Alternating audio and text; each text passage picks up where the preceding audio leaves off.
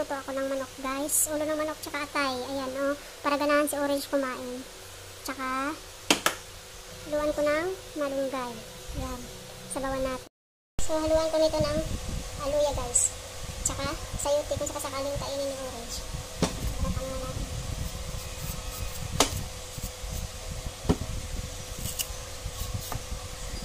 Yung ano, guys, sayote. Konti kalahati lang yung ginamit ko. Tapos, ito yung luya.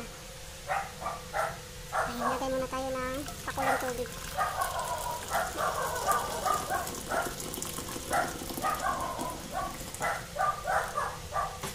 Kasi hindi ko, si Orange hindi kumakain ng dog food eh. So, ito muna. Sabayin ko na kasi konting lambot lang ng ulo ng manok tsaka atay.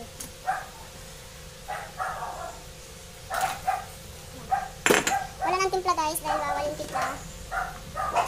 Ito lang, tsaka malunggay, sapat na.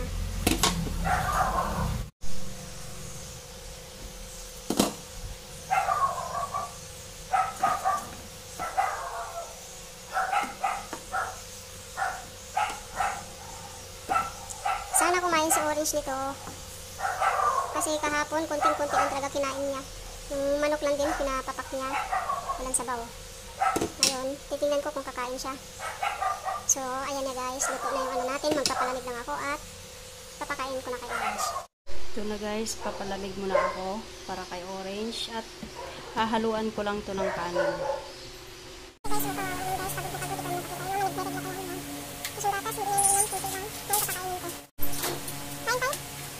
Guys, ito pagkain niya. Yan. Subukan ko.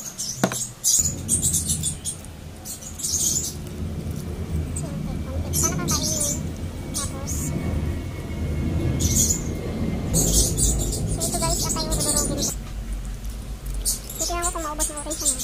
Kain ka rin. Kain si Orange. Kain. Kain. Kain. Dali, sarap yan.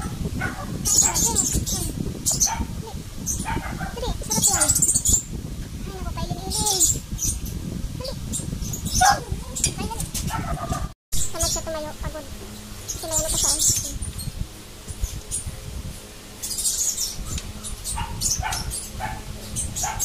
Ano, guys, pagbigyan ko na lang gusto niya. Nakahiga lang siya.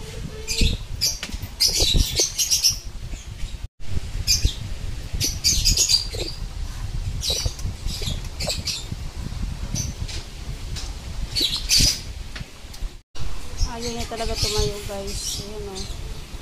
Pinipilan din niya yung karne, pero sana ubusin niya yung kanin. Wawa naman.